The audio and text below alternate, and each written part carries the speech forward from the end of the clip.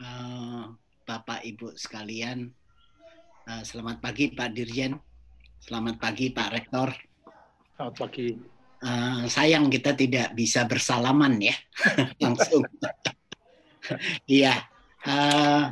Pertama saya harus terima kasih ke wabah ini ya. UN sudah dihapus berkat ini ya, berkat apa namanya wabah ya. Jadi banyak hal-hal yang berubah. Nah, saya akan mulai dengan sajian saya ya. Ini saya bagikan.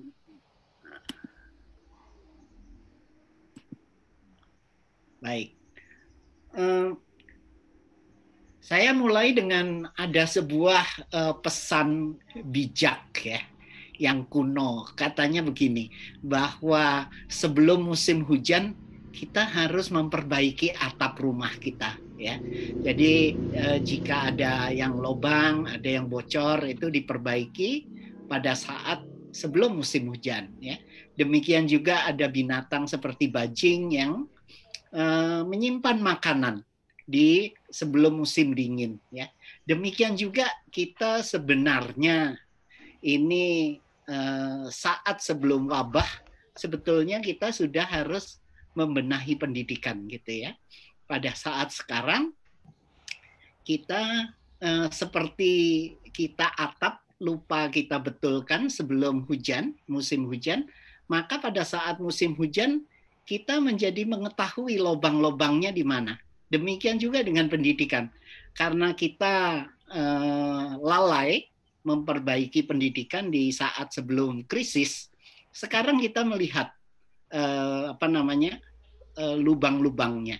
Tetapi juga di situ kita punya kesempatan mengetahui lubang-lubangnya di mana saja. Ya.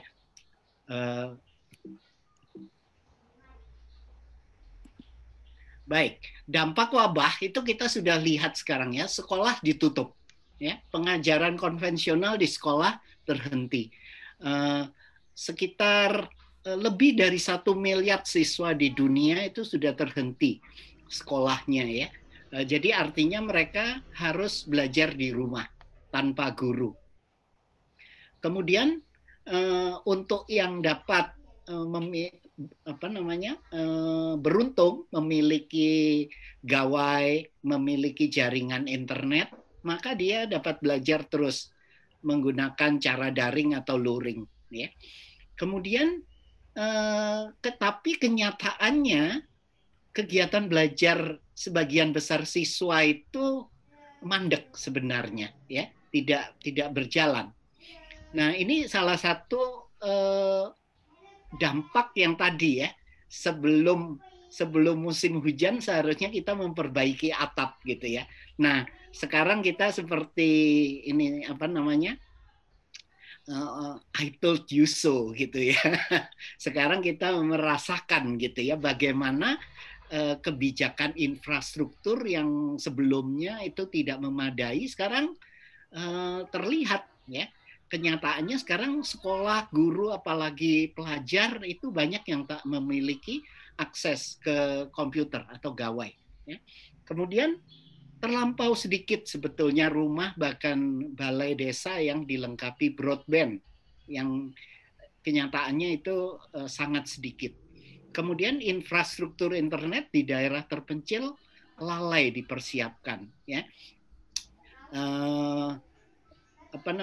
Instansi yang seharusnya memperbaiki infrastruktur komunikasi lebih banyak mengurusi tubuh wanita ya. Jadi daripada menyiapkan infrastruktur internet, sekarang kita melihat itu akibatnya bagaimana. Bahan ajar secara visual dan bahan ajar yang tidak perlu guru itu belum serius digarap.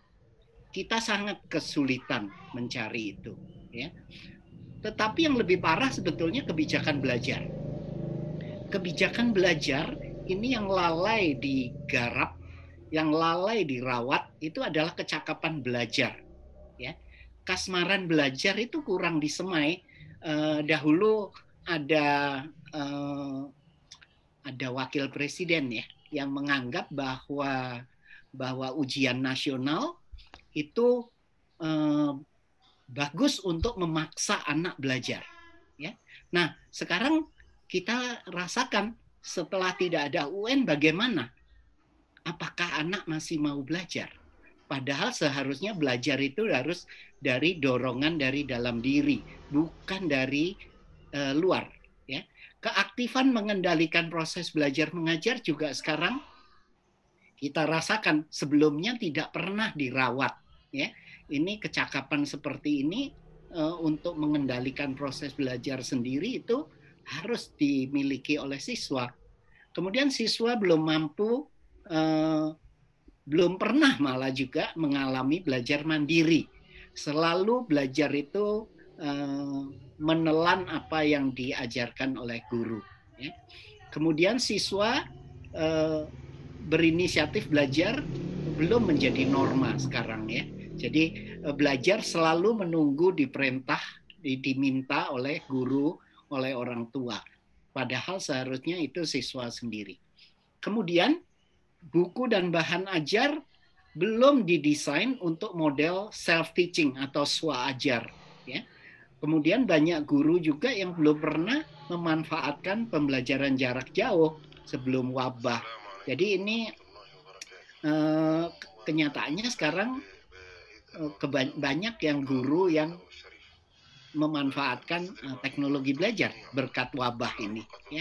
Jadi tadi Pak Dirjen sudah menyinggung, menurut saya juga itu hal yang harus kita hargai, bahwa guru sangat mampu beradaptasi dengan situasi yang mendadak berbeda ya. Kita dalam waktu kurang dari 10 hari cara mengajar itu berubah total di dunia. Nah, yang saya akan ungkapkan hari ini adalah bagaimana sebetulnya kasmaran belajar itu bisa tumbuh di anak-anak sekarang ya, semakin ini relevan karena kita orang tua banyak yang protes hari ini ya karena anak-anaknya tidak mau menuruti, karena seharusnya belajar itu didorong dari diri sendiri ya. Nah, cirinya apa? Sebenarnya kasmaran itu saat seseorang itu mengalami kebahagiaan yang puncak, ya, ultimate happiness. Kemudian pada saat itu terjadi konsentrasi penuh dan tenggelam dalam sebuah kegiatan belajar serta mencipta.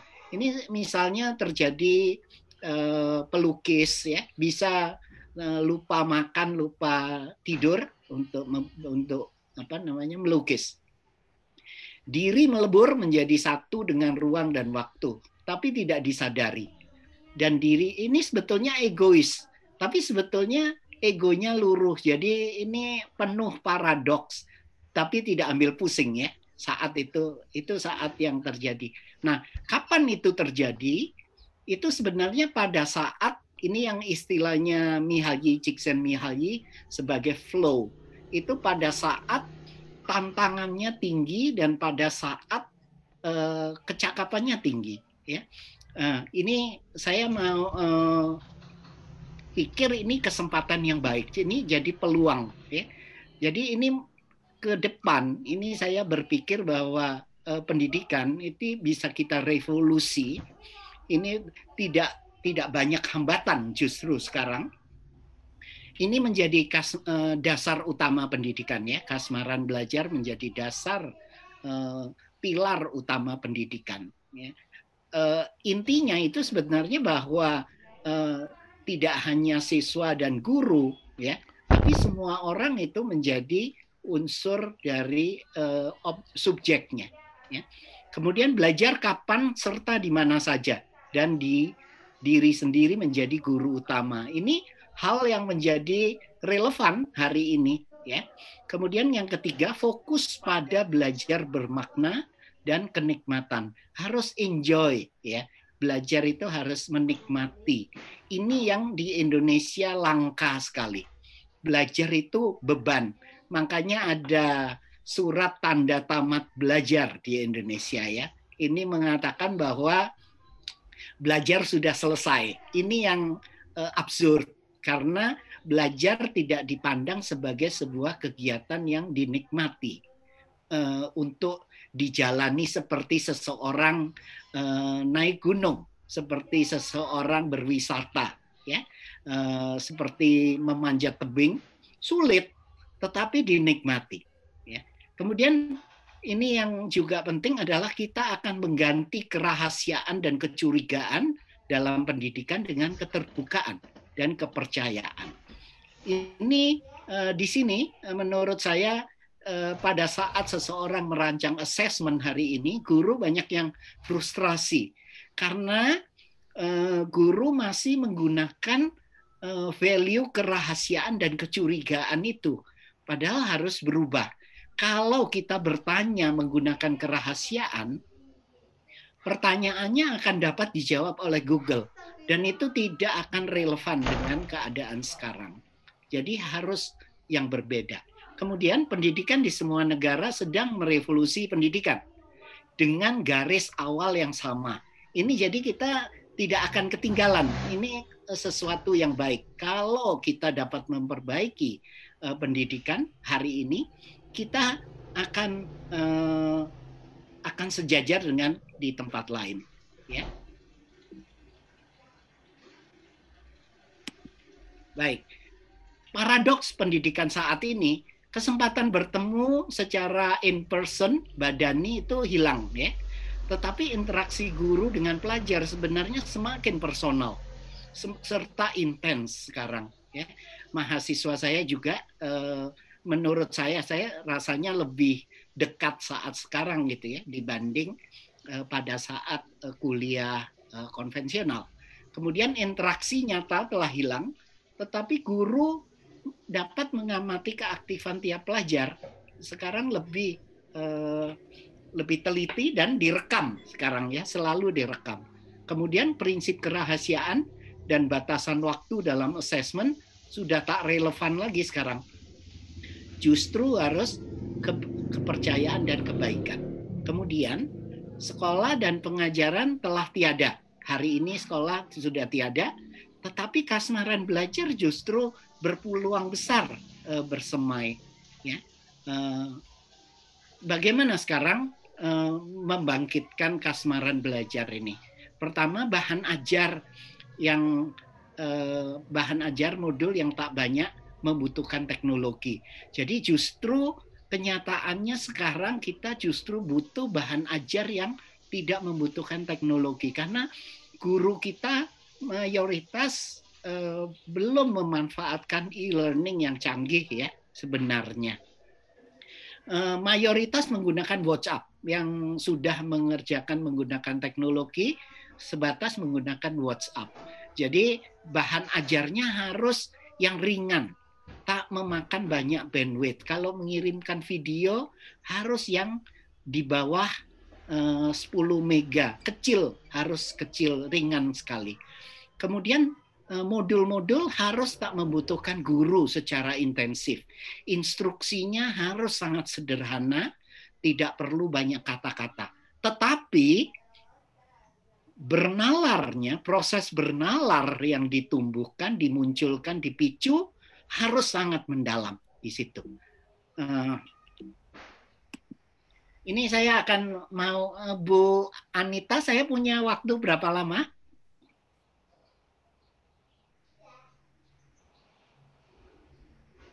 5 menit lagi.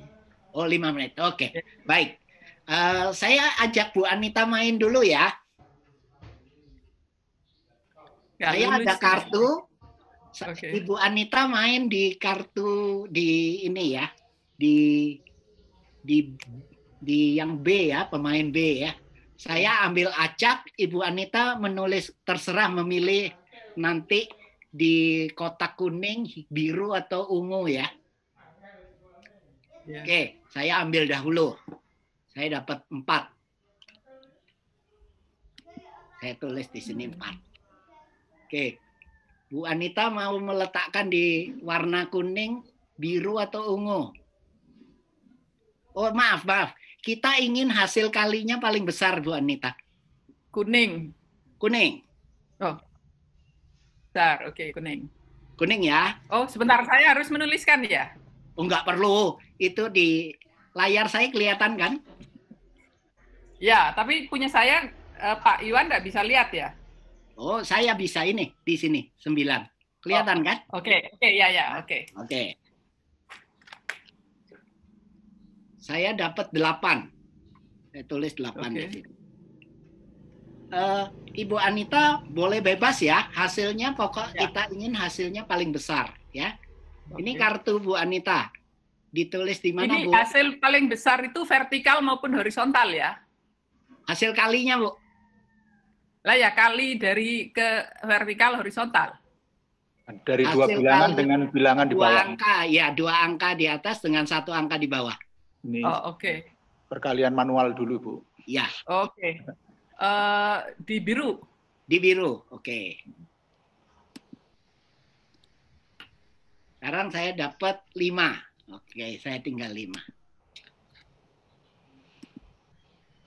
Ibu Anita tidak ada pilihan lain, 3. Ya. Oke, baik. Hasilnya berapa, Bu? 2 kali 3-nya. Ini semua 92 kali 3. Oke, itu digital. Oke. 276. 276. 276. 6. Oke. Yang saya berapa ini hasilnya? 400. 200. 320. 320.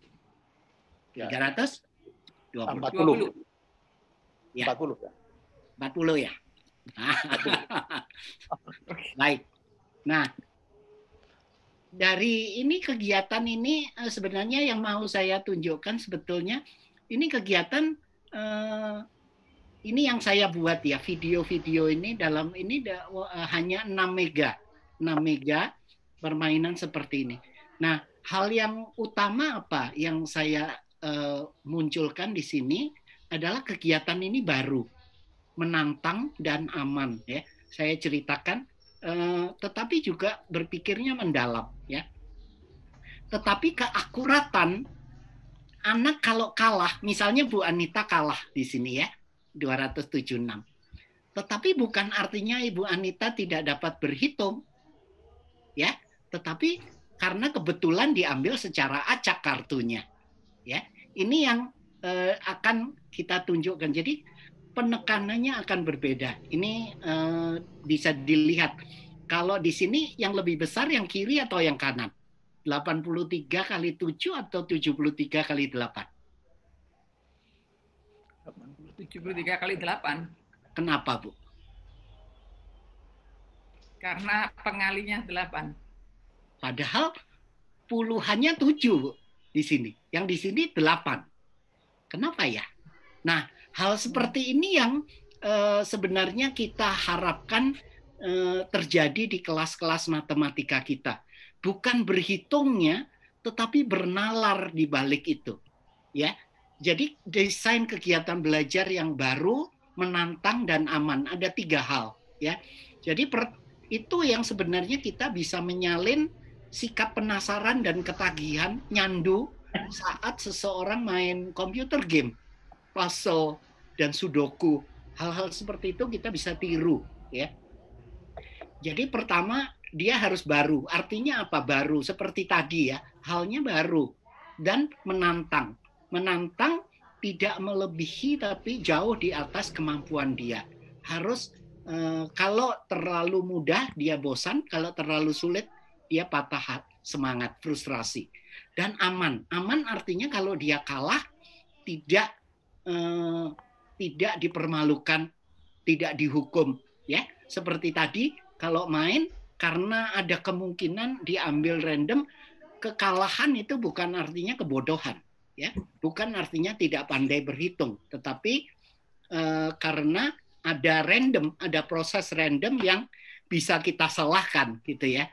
Untuk pendidikan baru ke depan, ini kita akan mempunyai nilai-nilai utama yang akan menggantikan nilai sebelumnya. Ya, jadi keterlibatan menggantikan ketepatan. kepercayaan menggantikan kecurigaan, bangga pada ciptaan sendiri menggantikan kecurangan. Karena pendidikan sebelumnya sangat syarat dengan kecurangan. Karena kita ingin selalu kesempurnaan. Padahal bukan. Kita ingin sebetulnya engagement yang paling utama. Ya. Ini menurut saya peluang ini datang hanya sekali, dan seharusnya kita katakan peluang. Krisis kita sebut menjadi peluang justru kalau kita dapat keluar dengan selamat. Tetapi kalau kita tidak keluar dengan selamat, tentunya ini bukan peluang. Ya, demikian Bu Anita, terima kasih.